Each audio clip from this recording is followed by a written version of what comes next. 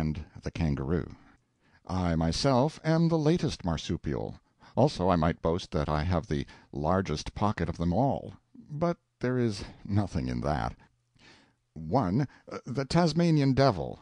That is, I think he was one of them. And there was a fish with lungs.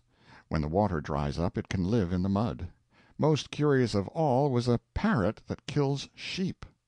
On one great sheep run this bird killed 1,000 sheep in a whole year. He doesn't want the whole sheep, but only the kidney fat. This restricted taste makes him an expensive bird to support. To get the fat he drives his beak in and rips it out. The wound is mortal. This parrot furnishes a notable example of evolution brought about by changed conditions. When the sheep culture was introduced, it presently brought famine to the parrot by exterminating a kind of grub which had always thitherto been the parrot's diet.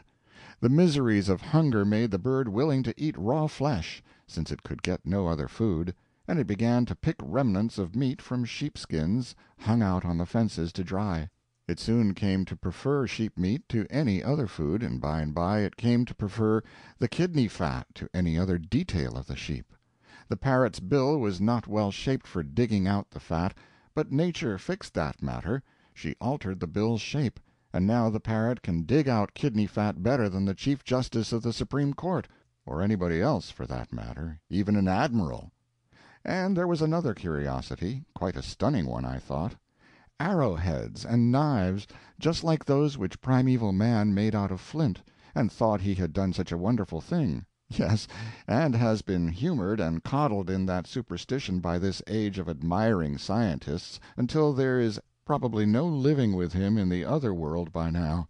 Yet here is his finest and nicest work exactly duplicated in our day, and by people who have never heard of him or his works, by aborigines who lived in the islands of these seas within our time. And they not only duplicated those works of art, but did it in the brittlest and most treacherous of substances, glass. Made them out of old brandy bottles flung out of the British camps. Millions of tons of them. It is time for primeval man to make a little less noise now. He has had his day. He is not what he used to be. We had a drive through a bloomy and odorous fairyland to the Refuge for the Indigent, a spacious and comfortable home with hospitals, etc., for both sexes. There was a crowd there of the oldest people I have ever seen. It was like being suddenly set down in a new world, a weird world where youth has never been, a world sacred to age, and bowed forms and wrinkles.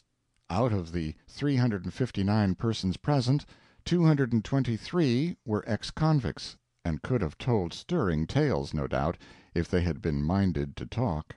42 of the 359 were past 80, and several were close upon 90. The average age at death there is 76 years. As for me, I have no use for that place. It is too healthy. 70 is old enough. After that there is too much risk. Youth and gaiety might vanish any day, and then what is left? Death in life, death without its privileges, death without its benefits. There were 185 women in that refuge, and 81 of them were ex-convicts. The steamer disappointed us. Instead of making a long visit at Hobart, as usual, she made a short one. So we got but a glimpse of Tasmania, and then moved on. End of chapter 29.